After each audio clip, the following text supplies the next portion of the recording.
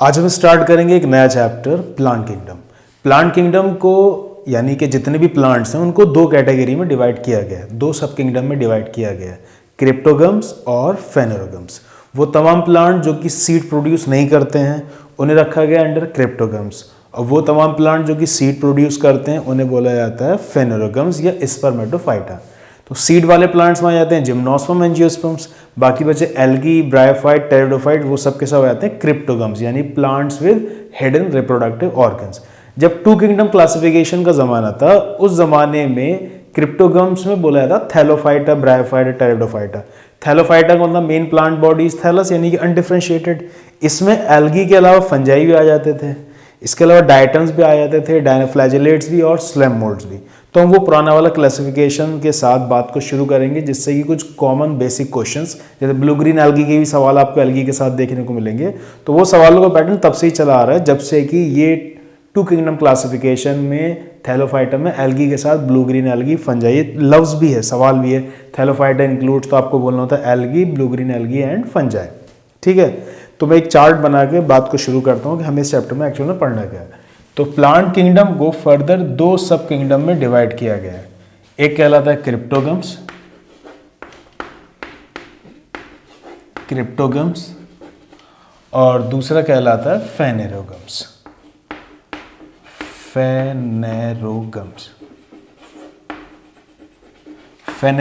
को स्पर्मेटोफाइटा भी बोला जाता है, स्पर्मेटोफाइट। ठीक है, अब क्रिप्टोगम्स, क्रिप्ट मतलब होता है हिडन, गम्स मतलब रिप्रोडक्टिव ऑर्गन यानी plants with hidden reproductive organs. कहने से मतलब ये है सिंपल कि they do not produce seeds, ये सीड्स नहीं बनाते, they do not produce seeds. तो वो तमाम प्लांट्स जो कि सीड नहीं प्रोड्यूस करते हैं उन्हें रखा गया under the category sub kingdom cryptogams, और वो तमाम प्लांट जो कि सीड प्रोड्यूस करते हैं उन्हें बोला था फेनेरोगम्स या पे स्पर्मेटोफाइटा यानी दे प्रोड्यूस सीड्स। ठीक है, अब फेनेरोगम्स में आ जाते हैं फिर जिम्नोस्पर्म्स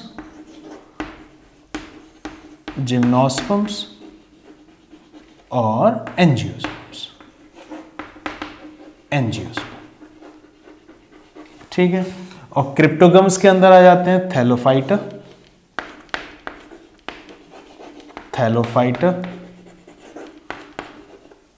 ब्रायोफाइटा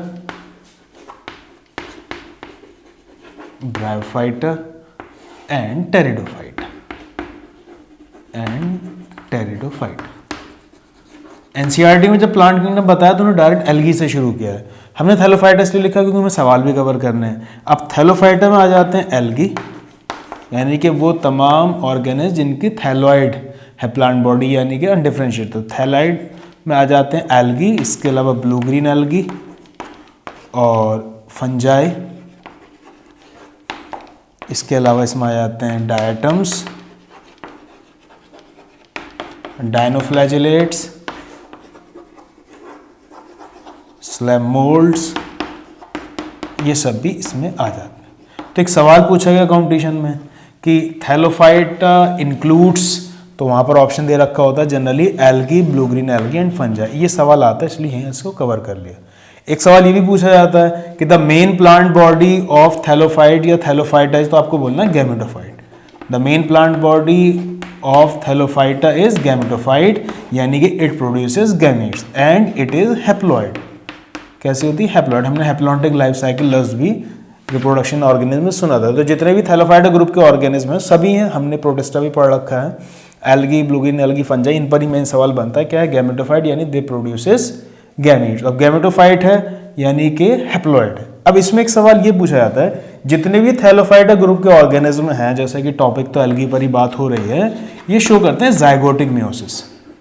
क्या शो करते हैं? Zygotic meiosis. तो एक सवाल अभी आपको रट लेना है ये कि ऑर्गेनिज्म जो कि थैलोफाइटा ग्रुप को बिलोंग करते हैं, चाहे वो एल्गी हो या फंजाई हो, दे शो जाइगोटिक मियोसिस। वैसे तो पूरा एक चैप्टर है अपना सेल डिवीजन का जिसमें माइटोसिस मियोसिस डिटेल में पढ़ेंगे, लेकिन तब भी इधर एल्गी, ब्रायोफाइट, टेरिडोफाइट में लास्ट में अल्टरनेशन जनरेशन में ये लफ्ज आएगा, तो इसको यहाँ पर हल्का सा डिस्कस कर लेते हैं कि मियोसिस कितने तरीके की होती है, टाइप्स ऑफ मियोसिस। आप इस चैप्टर में लफ्ज सुनोगे कि मियोसिस 3 प्रकार की होती है। जाइगोटिक मियोसिस, अभी मैं हल्का सा बताता हूँ, लास्ट में इसे दोबारा सुनेंगे। इसके अलावा स्पोरिक मियोसिस,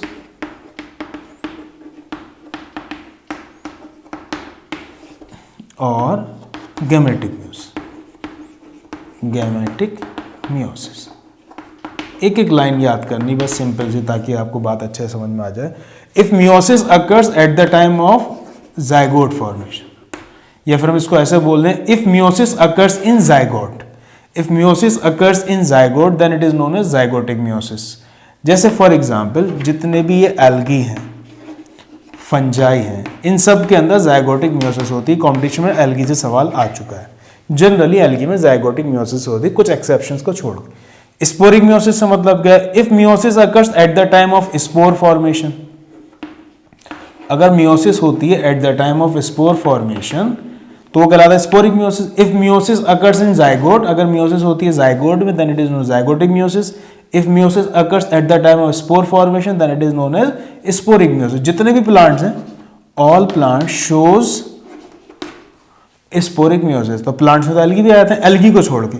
बस इसके अंदर प्लांट्स एल्गी में कुछ एक्सेप्शन केसेस आ जाएंगे, वो एल्गी जो कि हैप्लोडिप्लॉन्टिक लाइफ साइकिल शो करते हैं। Algae showing haplodiplontic life cycle, ये आप आगे पढ़ोगे डिटेल में, इसलिए यहां पर हल्का सा ही बता दे रहे हैं, बस आपके जहन में रहे कि वैसे तो जनरली सारे एल्गी शो करती हैं जाइगोटिक मियोसिस, और स्पोरिक मियोसिस शो करते हैं सारे प्लांट्स, यानी कि ब्रायोफाइट, टेरिडोफाइट, जिम्नोस्पर्म, एंजियोस्पर्म, और इसके अलावा कुछ एल्गी, वो एल्गी जो कि हैप्लोडिप्लॉन्टिक लाइफ साइकिल शो करती हैं। जैसे कि इसमें एक दो एग्जांपल आप याद कर सकते हैं, जैसे पॉलीसिफोनिया। आप आगे इसको डिटेल में पढ़ोगे, बस अभी लफ्ज याद कर लो। पॉलीसिफोनिया, लेमिनेरिया और एक्टोकार्पस, ये 3 एग्जाम्पल हैं एल्गी की जो कि हैप्लोडिप्लॉन्टिक लाइफ साइकिल शो करती हैं। तो ये आ जाएंगे स्पोरिक मियोसिस के अंदर, ठीक है ना। हम इसके बारे में बाद में बात करें, एक एक लफ्ज याद कर लीजिए आप। गैमेटिक मियोसिस है कि if meiosis occurs at the time of gamete formation then it is known as gametic meiosis. जैसा आपने सुना स्पर्मेटोजेनेसिस, oogenesis के दौरान मियोसिस होती है ना, तो इसका मतलब गैमेटिक मियोसिस शो करेंगे ऑल एनिमल्स। और इसके अलावा एक एल्गी भी है, ब्राउन एल्गी, फ्यूकस, यानी कि वो एल्गी जो कि डिप्लॉन्टिक लाइफ साइकिल शो करता है। Algae showing diplontic life cycle, diplontic life cycle. तो अभी एक जनरल सा लफ्ज आपको रटना था कि जैसे कि एक सवाल ये आया था कि एल्गी शोज जाइगोटिक मियोसिस, इसलिए बात आपको बताएं मियोसिस में 3 नाम आपको पता होने चाहिए, जाइगोटिक मियोसिस, स्पोरिक मियोसिस और गैमेटिक मियोसिस। अगर मियोसिस होती है जाइगोट में then it is known as zygotic meiosis. जितने भी एल्गी हैं जनरली वो जाइगोटिक मियोसिस शो करते हैं। कुछ एक्सेप्शनल केसेस जैसे हैप्लोडिप्लॉन्टिक लाइफ साइकिल वाले, पॉलीसिफोनिया, लेमिनेरिया, एक्टोकार्पस, ये स्पोरिक मियोसिस शो करते हैं। एक डिप्लॉन्टिक लाइफ साइकिल वाला है फ्यूकस, ये गैमेटिक मियोसिस शो करता है। जनरली सारे एल्गी, फंजाई जाइगोटिक मियोसिस। अगर मियोसिस होती है at the time of spore formation तो इसे बोला जाता है स्पोरिक मियोसिस। तमाम प्लांट्स यानी कि ब्रायोफाइट, टेरिडोफाइट, जिम्नोस्पर्म, एंजियोस्पर्म सब शो करते हैं स्पोरिक मियोसिस। इसके अलावा कुछ एल्गी भी हैं, वो एल्गी जो कि हैप्लोडिप्लॉन्टिक लाइफ साइकिल शो करते हैं। अगर मियोसिस होती है at the time of gamete formation तो इसे बोलते हैं gametic meiosis. Gametic meiosis show करते हैं सारे प्लांट, और इसके अलावा एक ब्राउन एल्गी है फ्यूकस। क्या इतनी बात आपकी समझ में आ गई? ठीक, तो प्लांट किंगडम में अब हम अपना पहला टॉपिक शुरू करते हैं, एल्गी। एल्गी से रिलेटेड कुछ जनरल बात आपके जहन में होंगी कि क्योंकि ये प्लांट किंगडम में है तो जाहिर सी बात है फोटोसिंथेसिस कर लेते होंगे। इसलिए इन पर एक सवाल पूछा जाता है, एल्गी शोज होलोफिटिक न्यूट्रिशन, यानी कि फोटोसिंथेसिस शो करते हैं। इसके अलावा आपने याद किया होगा the study of algae is known as phycology. Cell wall algae की बनी होती है सेलुलोज से। थोड़ा सा और अच्छा आंसर एनसीईआरटी सेलुलोज, गैलेक्टिन, मानस, ठीक है ना। एल्गी क्योंकि प्लांट्स हैं इसलिए they store their food in the form of starch. सवाल ऐसे पूछा जाता है एल्गी हमारे लिए क्यों इंपॉर्टेंट है, तो हमारे लिए इसलिए important because they purify air, photosynthesis करते हैं और साथ में ऑक्सीजन भी रिलीज करते हैं, है ना, कार्बन डाइऑक्साइड कम करते हैं एटमॉस्फेयर में। इसके अलावा सवाल इस तरीके से पुराने पेपर में पूछे गए क्योंकि एल्गी पानी में होता है इसलिए generally they shows external fertilization. अगर प्लांट बॉडी पूछी जाएगी तो आप बोलेंगे थैलस, अनडिफरेंट प्लांट बॉडी है ना। तो मैं एक दो सवाल आपको लिख कर दिखाता हूँ। एक जनरल बात आपने याद की है कि the study of algae is known as phycology. सवाल आपसे पूछा जाता है कि the cell wall of algae is made up of, तो आपने यहां से याद करना है सेलुलोज, गैलेक्टेंस, एनसीईआरटी की लाइन है, सेलुलोज, गैलेक्टेंस एंड मैग्नीज। एक जनरल सवाल, अगर red algae, brown algae, green algae से आता है तो उसका आंसर अलग है, वो हम आगे सुनेंगे।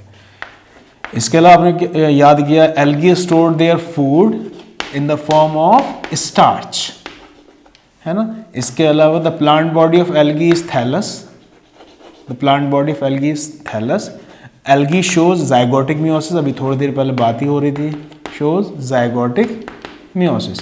एल्गी हमारे लिए क्यों इंपॉर्टेंट है? बिकॉज दे प्यूरिफाई एयर, ये सब सवाल आ चुके हैं।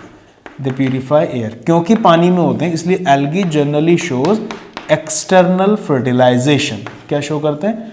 External fertilisation. कुछ एक्सेप्शन है, जब आप टॉपिक को डिटेल में पढ़ेंगे तो उसे भी आप याद कर लेंगे। अब जैसे कि एल्गी भी 3 तरीके होते हैं, brown algae, green algae, red algae. तो एक सवाल जनरल पूछा जाता है कि तमाम एल्गी में कौन से पिगमेंट्स कॉमन हैं। अभी आप आंसर रट लीजिए, आगे आप डिटेल में से देखेंगे। क्लोरोफिल ए और कैरोटेनॉइड्स ज़्यादातर एल्गी के अंदर देखा जाता है। तो हम इस वक्त जनरल फीचर्स पढ़ रहे हैं एल्गी के। मुझे कुछ आपको पुराने पेपर्स के सवाल याद कराने थे, एनसीईआरटी की लाइन्स याद करानी थी। हमने याद किया the study of algae is known as phycology. Algae की सेल वॉल बनी होती है सेलुलोज, गैलेक्टेंस और मैग्नीज से। एल्गी अपने अंदर फूड स्टोर करते हैं in the form of starch. The main plant body of algae is thallus. Algae shows zygotic meiosis. Algae हमारे लिए इम्पॉर्टेंट है because they purify air by photosynthesis. इसलिए एक सवाल ये बनता है कि algae shows holophytic nutrition. Holophytic मतलब फोटोसिंथेसिस, या दे आर फोटोसिंथेटिक। ठीक है। Generally algae shows external fertilization, पानी में होते हैं। और कॉमन पिगमेंट्स तीनों एल्गी में, ग्रीन, ब्राउन और रेड एल्गी के अंदर जो कॉमन पिगमेंट्स पाए जाते हैं they are chlorophyll a and carotenoids. ठीक है ना। अच्छा, इसके अलावा आगे एनसीईआरटी फिर ऐसे दे रखा है कि रिप्रोडक्शन एल्गी में कैसे होता है। रिप्रोडक्शन इन एल्गी, यहाँ से आपको कुछ और नीट के लिए नए सवाल याद हो जाएंगे।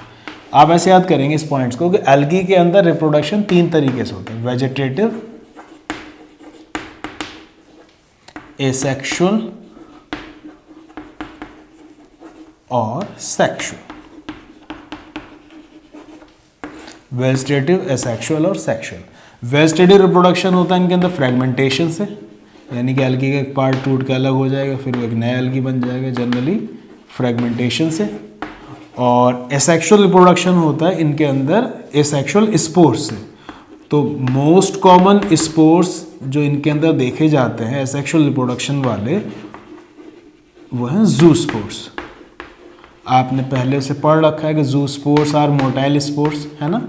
दीज आर मोटाइल स्पोर्स जो कि फेवरेबल कंडीशंस के दौरान बनते हैं। इसके अलावा ड्यूरिंग अनफेवरेबल कंडीशंस एल्गी के अंदर कुछ और दूसरे टाइप्स के स्पोर बनते हैं, जैसे कि हिप्नोस्पोर्स, ये लफ्ज़ आपको पता होना चाहिए, ऑप्शन से मिल जाता है।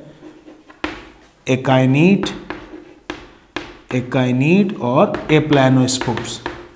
तो एप्लानोस्पोर्स, एकाइनीट और हिप्नोस्पोर्स ये अनफेवरेबल कंडीशन के दौरान बनते हैं। और most common spores, motile spores जो एल्गी के अंदर पाए जाते हैं वो हैं जू स्पोर्स। वैसे आप जब आगे डिटेल में पढ़ोगे तो आप ये देखोगे कि ग्रीन एल्गी के अंदर स्पायरोगायरा और इसके अलावा रेड एल्गी, इन दोनों में एसेक्सुअल रिप्रोडक्शन नहीं देखा जाता है, एसेक्सुअल स्पोर्स नहीं देखे जाते। आगे आप पढ़ोगे, अभी फिलहाल यहाँ पे मैंने इसको हल्का सा बता दिया। सेक्सुअल रिप्रोडक्शन होता है by the fusion of gametes, है ना, फ्यूजन ऑफ गैमीट्स। अब इसमें 2-3 बातें हो सकती हैं कि दोनों गैमीट्स सेम साइज के हैं। अगर दोनों गैमीट्स सेम साइज के हैं तो इस तरीके फ्यूजन को बोला था आइसोगैमस, है ना। यानी कि आइसोगैमस से मतलब क्या होगा, फ्यूजन ऑफ सिमिलर गैमीट, दोनों गैमीट बिल्कुल सेम साइज के। तो फ्यूजन ऑफ सिमिलर गैमीट्स अगर होगा तो क्या कहलाएगा, आइसोगैमस। ऐसा भी हो सकता है दोनों गैमीट डिसिमिलर साइज में हो। अगर they are dissimilar in size then it is known anisogamous. यानी कि फ्यूजन ऑफ डिसिमिलर गैमीट्स। और इसके अलावा तीसरी टाइप और देखी जाती है ऊगैमस। ऊगैमस में जनरली होता यह है कि जो मेल गैमीट है, मेल गैमीट तो स्मॉल और मोटाइल होगा, जैसे कि ह्यूमन बींग्स में होता है स्पर्म, छोटा और मोटाइल। और जो फीमेल गैमीट है वो लार्ज और नॉन मोटाइल होगा। जनरली ऐसे ही होता है, लार्ज एंड नॉन मोटाइल, हमेशा नहीं, जनरली, है ना, इसमें भी एक्सेप्शन। तो सेक्सुअल रिप्रोडक्शन के दौरान फ्यूजन होता है गैमीट्स का। ये फ्यूजन आइसोगैमस भी हो सकता है, एनाइसोगैमस भी और ऊगैमस भी। आइसोगैमस में फिर दो बातें हो सकती हैं कि गैमीट्स सिमिलर इन साइज तो हैं, सिमिलर इन साइज, और उनमें फ्लैजिला भी है, similar in size and flagellated. NCERT में ऐसे दे रखा है, सवाल पूछा जाता है। और ऐसा भी होता है कि सिमिलर इन साइज तो हैं लेकिन उनमें फ्लैजिला नहीं गैमीट्स में, एंड नॉन फ्लैजिलेटेड। इन तमाम पैटर्न पर एनसीईआरटी में एग्जाम्पल दे रखी है। आइसोगैमस में similar in size and flagellated में एग्जाम्पल दे रखी है यूलोथ्रिक्स, आपको याद होना चाहिए। इसके अलावा एनसीईआरटी में तो यही है, पुराने पेपर से आप क्लेमाइडोमोनाज याद कर सकते हैं। जैसे क्लेमाइडोमोनाज की स्पीशीज तीनों ही तरीके का रिप्रोडक्शन शो करती हैं, आइसोगैमस भी, एनाइसोगैमस भी और ऊगैमस भी। Anisogamous fusion of dissimilar gametes.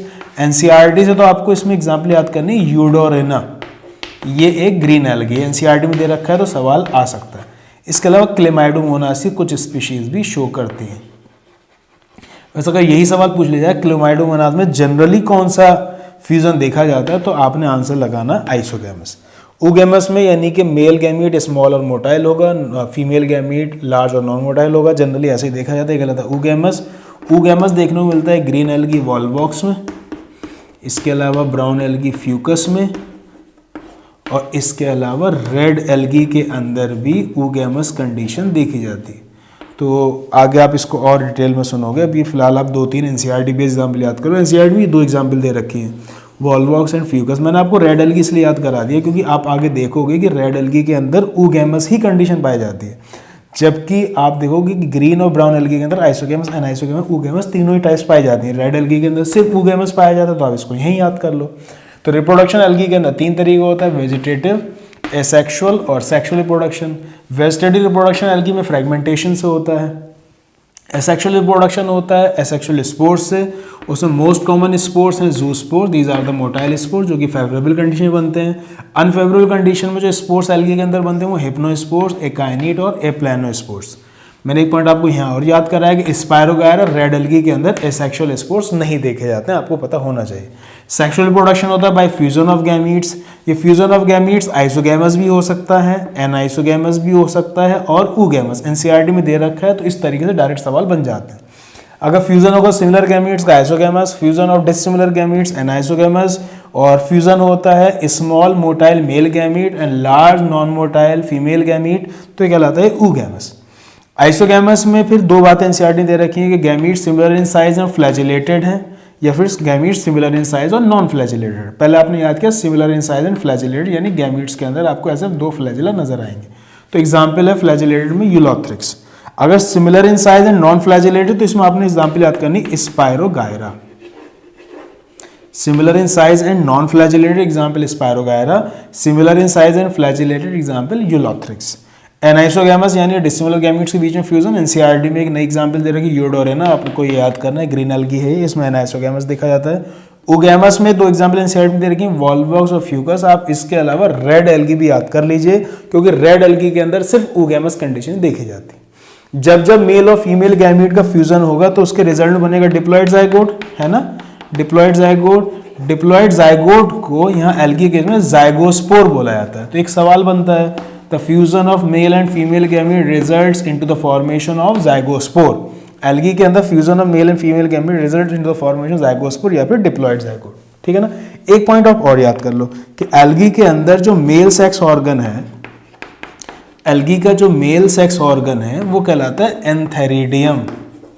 Algae का मेल सेक्स ऑर्गन क्या कहलाता है? एंथेरिडियम, ठीक है ना। इसके अलावा एल्गी का जो फीमेल सेक्स ऑर्गन है, फीमेल सेक्स ऑर्गन है वो कहलाता है ऊगोनियम। क्या कहलाता है? oogonia। ये बहुत अच्छा सवाल है कि फीमेल सेक्स ऑर्गन एल्गी का क्या कहलाता है? The female sex organ of algae is known as oogonia। आप आगे एक लफ्ज सुनोगे बार बार, आर्चिगोनियम। तो ये जो लफ्ज फीमेल सेक्स ऑर्गन आर्चिगोनियम आता है, ये आर्चिगोनियम आता है ब्रायोफाइट्स के लिए, टेरिडोफाइट्स के लिए और जिम्नोस्पर्म्स के लिए। तो ब्रायोफाइट, टेरिडोफाइट, जिम्नोस्पर्म, इन तीनों के अंदर फीमेल सेक्स ऑर्गन को बोला जाता है, फीमेल सेक्स ऑर्गन को बोला जाता है आर्चिगोनियम। क्या बोला जाता है? आर्चिगोनियम। ये आर्चिगोनियम इन सब के अंदर आप देखोगे कि मल्टी सेलुलर भी है और बाहर एक सेल की कवरिंग भी होती है, यानी इसे बोला जाता है multi cellular and jacketed. Jacket से बना जैकेटेड। तो मल्टी सेलुलर और जैकेटेड फीमेल सेक्स ऑर्गन देखा जाता है ब्रायोफाइट, टेरिडोफाइट, जिम्नोस्पर्म के अंदर, और उस फीमेल सेक्स ऑर्गन को बोला था आर्चिगोनियम। फीमेल सेक्स ऑर्गन जो एल्गी के अंदर होता है वो होता है oogonia, क्योंकि एल्गी खुद बहुत ही ज्यादा अनडिफरेंशियल प्लांट बॉडी वाले थैलस ऑर्गन, इसलिए oogonia पर एक लाइन आप और याद करेंगे, ये होते हैं यूनिसेलुलर एंड जैकेटलेस। तो unicellular and jacketless female sex organ oogonia देखा जाता है एल्गी। खैर यहाँ पर भी एक्सेप्शनल केस है कि कारा के अंदर मल्टी सेलुलर जैकेटेड होता है। खैर, तो एक जनरल पॉइंट आपको याद करना था कि मेल सेक्स ऑर्गन एल्गी कहलाता है एंथेरिडियम, फीमेल सेक्स ऑर्गन कहलाता है oogonia।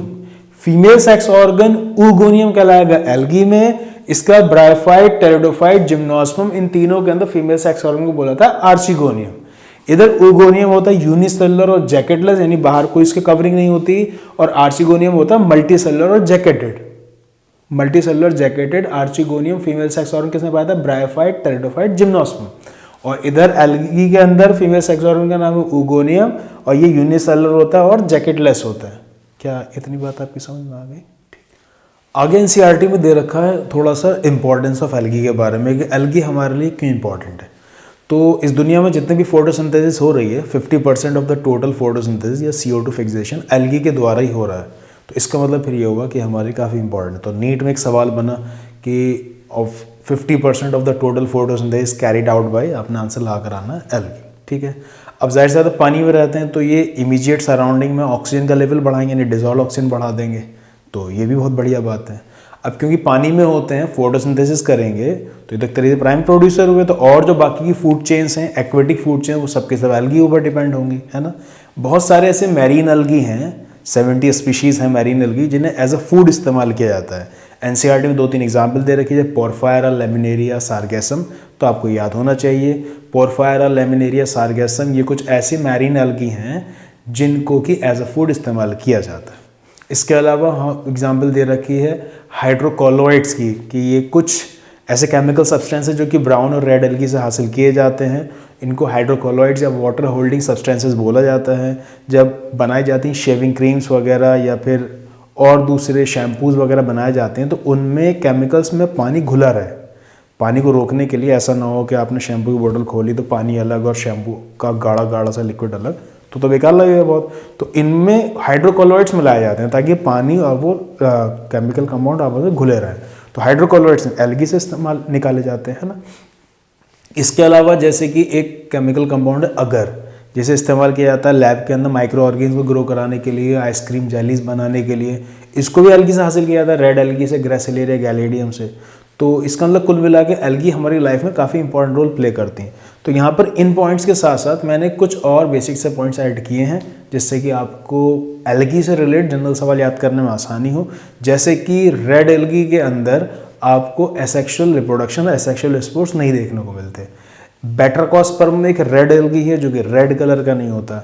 इसके अलावा ब्रोमीन, नाम आपने सुना होगा केमिस्ट्री के अंदर, इसे हासिल किया जाता है एल्गी से और उसका नाम है पॉलीसिफोनिया, एक रेड एल्गी है। इसके अलावा आयोडीन भी हासिल किया जाता है एल्गी से, एक ब्राउन एल्गी है, उसका नाम है लेमिनेरिया। इसके अलावा एक और दूसरा मिनरल है पोटैश, जिससे कि पोटेशियम निकाला जाता है, ये भी एक ब्राउन एल्गी से निकाला जाता है, मैक्रोसिस्टिस से। तो आपको कुछ जनरल बातें याद होनी चाहिए, मैं लिख कर समझाता हूँ, फिर एक बार रिवीजन भी हो जाएगा। तो हमारा टॉपिक है इंपॉर्टेंस ऑफ एल्गी। तो पहली इंपॉर्टेंस इसकी ये है कि लगभग 50% of total photosynthesis is carried out by algae, यानी कि लगभग 50% कार्बन डाइऑक्साइड फिक्सेशन इस अर्थ पर फोटोसिंथेसिस 50% कार्बन डाइऑक्साइड फिक्सेशन अर्थ पर एल्गी के द्वारा ही होते हैं, ठीक है ना।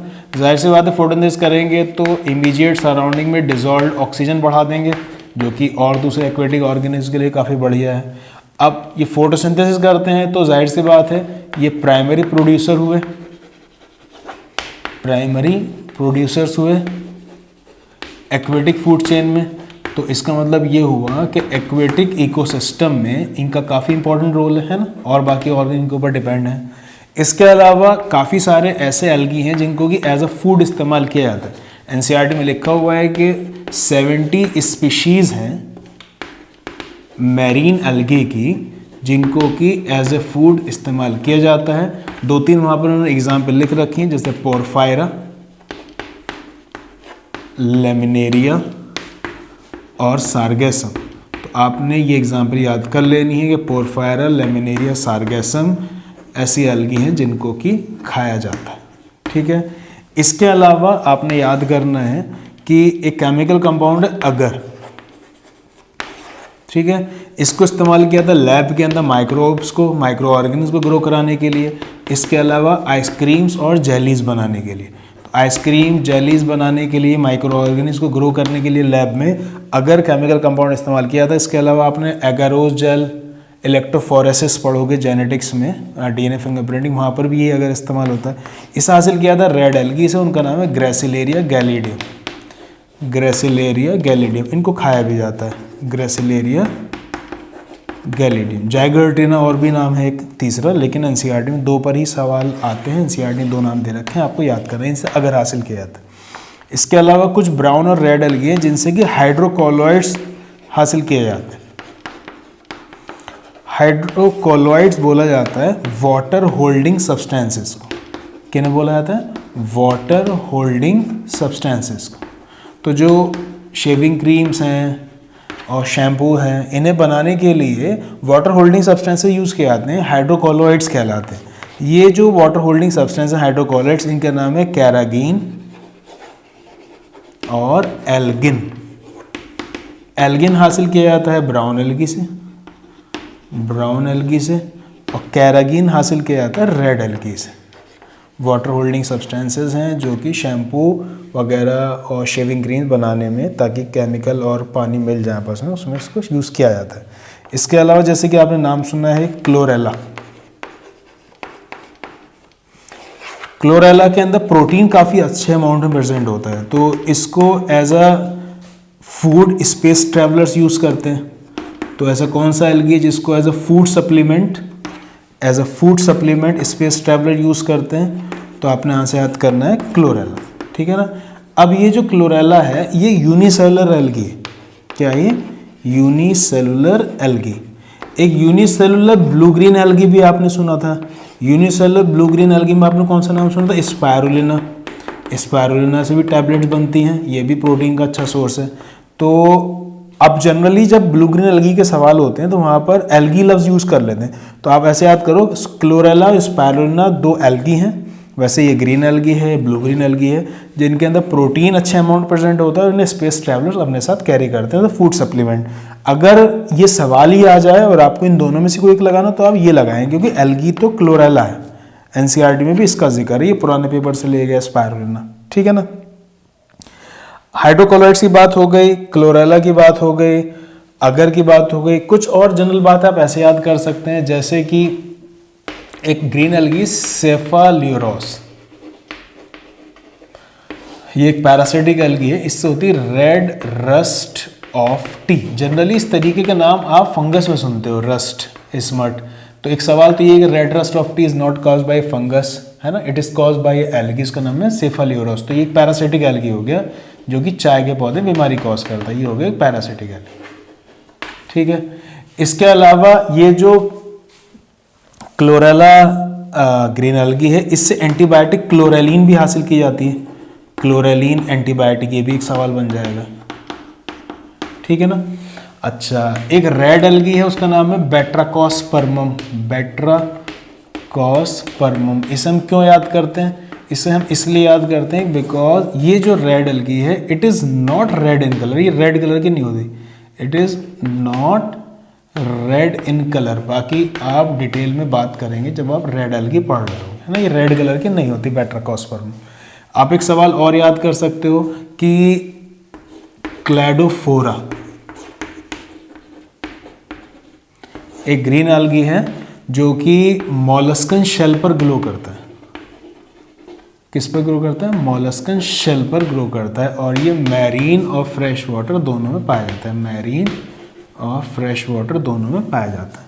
वैसे क्लेडोफोरा के अलावा क्लेमाइडोमोनाज भी एक ऐसा ग्रीन एल्गी है, क्लेमाइडोमोनाज, जो कि मैरीन और फ्रेश वाटर दोनों पर ही पाया जाता है ना। ये मॉलस्कन शेल पर ग्रो नहीं करता, मॉलस्कन शेल पर सिर्फ क्लेडोफोरा।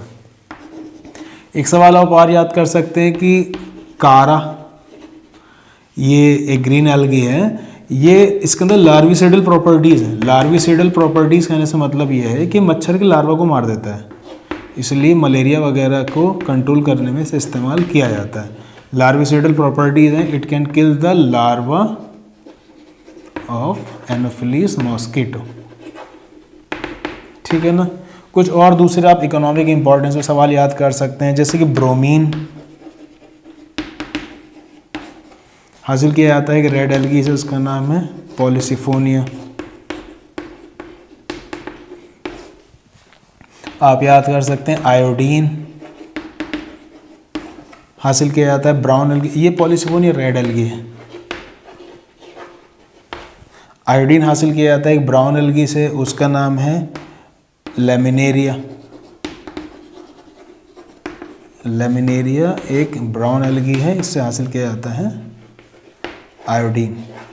इसके अलावा पोटेशियम का एक मिनरल है, इसका नाम है पोटैश, ये हासिल किया जाता है एक ब्राउन एल्गी से, उसका नाम मैक्रोसिस्टिस। मैक्रोसिस्टिस ये भी ब्राउन एल्गी, ब्राउन एल्गी, ठीक है ना। एक जनरल सवाल आप और याद कर सकते हैं कि रेड एल्गी के अंदर एसेक्सुअल स्पोर्स नहीं पाए जाते, ठीक है ना। तो हम बात कर रहे थे इंपॉर्टेंस ऑफ एल्गी की। एनसीईआरटी में कुछ सीधे सीधे पॉइंट्स दे रखे हैं। 50% of the total photosynthesis on earth is carried out by algae. 50% of the total CO2 fixation earth is carried by algae. क्योंकि पानी में होते हैं, उसके अंदर डिजॉल्व ऑक्सीजन का लेवल बढ़ाएंगे, जो कि और दूसरे एक्वेटिक ऑर्गेनिज्म में बहुत बढ़िया बात है। अब पानी में होते हैं, फोटोसिंथेसिस करते हैं, यानी they are the primary producers in water bodies. तो एक्वेटिक फूड चेन के लिए, एक्वेटिक इकोसिस्टम में इनकी काफ़ी इंपॉर्टेंस है। बहुत सारे एल्गी ऐसे जिन्हें एज अ फूड सोर्स इस्तेमाल किया जाता है। एनसीईआरटी में लिखा हुआ है 70 स्पीशीज है मैरीन एल्गी की जिन्हें एज अ फूड इस्तेमाल किया जाता है। वहाँ नाम दे रखे हैं पोरफायरा, लेमिनेरिया, सार्गेसम। एक और पॉइंट एनसीईआरटी ने कवर किया कि केमिकल सब्सटेंस अगर जो कि लैब के अंदर माइक्रोब्स को ग्रो कराने में, आइसक्रीम्स और जेलीज बनाने में इस्तेमाल किया जाता है, ये भी एल्गी से हासिल किया जाता है। रेड एल्गी है, ग्रेसिलेरिया गैलिडियम, इनसे हासिल किया जाता है, और ये माइक्रोब्स आइसक्रीम जेलीज में इस्तेमाल होता है। एक केमिकल कंपाउंड है हाइड्रोकोलॉइड्स। हाइड्रोकोलॉइड्स में दो नाम याद करने हैं आपको, कैरागिन और एल्गिन। ये ऐसे केमिकल सब्सटेंस जिनके अंदर वाटर होल्डिंग प्रॉपर्टी होती है, पानी को रोक के रखते हैं। तो जब शेविंग क्रीम्स और शैम्पू वगैरह बनाए जाते हैं तो उनमें हाइड्रोकोलॉइड्स मिलाए जाते हैं, और ये एल्गी से ही हासिल होते हैं। एल्गिन हासिल होता है ब्राउन एल्गी से, कैरागिन हासिल होता है रेड एल्गी से। इसके अलावा एक यूनिसेलुलर ग्रीन एल्गी है क्लोरेला। इसकी काफ़ी इंपॉर्टेंस है क्योंकि इसमें प्रोटीन कंटेंट बहुत ज़्यादा होता है, इसीलिए इसे स्पेस ट्रैवलर अपने साथ कैरी करते हैं एज अ फूड सप्लीमेंट खाने के लिए। तो सवाल फिर ऐसे पूछा जाता है कि रिसर्च लेबोरेटरीज़ के अंदर कौन सा एल्गी ज़्यादा यूज़ होता है, किस पर रिसर्च ज़्यादा हुई है, किसके अंदर प्रोटीन ज़्यादा है। स्पेस एल्गी किसे बोलते हैं, स्पेस ट्रैवलर अपने साथ कौन सा एल्गी ले जाते हैं, क्लोरेला। वैसे साथ में स्पाइरुलिना भी लेकर जाते हैं, लेकिन स्पाइरुलिना एक ब्लू ग्रीन एल्गी है। और एक कॉमन फीचर दोनों में, क्लोरेला स्पाइरुलिना दोनों ही यूनिसेलुलर है, दोनों के अंदर प्रोटीन क्वालिटी बढ़िया है। क्लोरेला का एनसीईआरटी में जिक्र है, स्पाइरुलिना ने प्रीवियस ईयर पेपर से लिया है। तो अगर ये सवाल जनरल पूछा जाता है कि कौन सा ऐसा एल्गी है जिसे स्पेस ट्रैवलर अपने साथ लेके जाते हैं, यूनिसेलुलर एल्गी, तो आपने आंसर क्लोरेला लगाना है। और अगर ब्लू ग्रीन एल्गी पूछा जाए तो स्पाइरुलिना लगाना है। एक जनरल सवाल हो, दो के ऑप्शन हो, यूनिसेलुलर एल्गी कौन सा है, तो आपने आंसर लगा क्लोरेला एंड स्पाइरुलिना। इसके अलावा कुछ और जनरल पॉइंट कवर किए, जैसे ग्रीन एल्गी है सेफालियोरॉस, ये रेड रस्ट ऑफ टी करता है। तो एक सवाल ये बनता है कि पैरासिटिक एल्गी कौन सा है, या इनमें से कौन सी बीमारी ऐसी जो कि फंगस से नहीं होती, रेड रस्ट ऑफ टी होती है सेफालियोरॉस। एक रेड एल्गी है, उसका नाम है बैट्राकोस्पर्म। इसकी खास बात है रेड कलर का नहीं होता, ब्लू कलर का होता है। रेड एल्गी के अंदर से डिटेल में सुन लेंगे। क्लैडोफोरा एक एल्गी है जो कि मॉलस्कन शेल पर ग्रो करता है, मैरीन फ्रेश वाटर दोनों में पाया जाता है। क्लेमाइडोमोनास एल्गी भी मैरीन फ्रेश वाटर दोनों में ही पाया जाता है। कारा एक ग्रीन एल्गी है जिसके अंदर लार्विसाइडल प्रॉपर्टीज होती हैं, यानी ये लार्वा ऑफ मॉस्किटो किल करता है, मलेरिया को कंट्रोल करने में इस्तेमाल किया जाता है। ब्रोमीन हासिल किया जाता है एक रेड एल्गी से, पॉलीसिफोनिया। आयोडीन हासिल किया जाता है ब्राउन एल्गी, लेमिनेरिया से। पोटैश मिनरल है पोटेशियम का, ये हासिल किया जाता है ब्राउन एल्गी माइक्रोसिस्टिस से। एक और जनरल पॉइंट हमने कवर किया कि रेड एल्गी के अंदर एसेक्सुअल स्पोर्स नहीं पाए जाते हैं। क्या इतनी बात आपकी समझ में आ गई?